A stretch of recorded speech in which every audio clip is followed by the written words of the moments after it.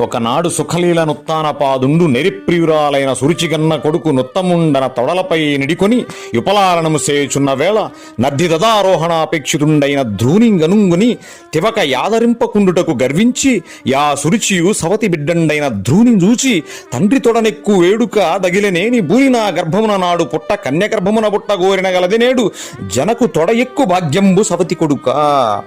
ఒకరోజు సురుచికుమారుడైన ఉత్తముణ్ణి ఉత్తానపాదుడు తన తొడపై కూర్చోబెట్టుకుని ముద్దులాడుతూ లాలిస్తూ ఉన్నాడు. అది చూచిన సునీతి కుమారుడైన ధ్రువుడు తను కూడా తండ్రి తొడలపై కూర్చోవాలన్న ఆశతో, తండ్రి ప్రేమను పొందాలన్న ఉత్సాహంతో తండ్రి వద్దకు పరుగులెడుతూ వచ్చాడు. కానీ ఆ తండ్రి ధ్రువుణ్ణి పట్టించుకోలేదు. అది అక్కడే ఉండి గమనిస్తున్నటువంటి సురుచి ధ్రువుణ్ణి అవహేళన చేస్తూ, ఎగతాళి చేస్తూ, తను అందంగా ఉన్నాననే గర్వంతో, తన భర్త ధ్రువుణ్ణి నిరాకరించాడనే ఆనందంతో సవతి సంతానమైన ధ్రువుణ్ణి అవమానిస్తూ ఇలా అంది: ఓ సవతి కొడుక, నీ తండ్రి తొడలెక్కే అదృష్టం నీకు కావాలంటే నాలాంటి అందగత్తె గర్భాన జన్మించవలసింది.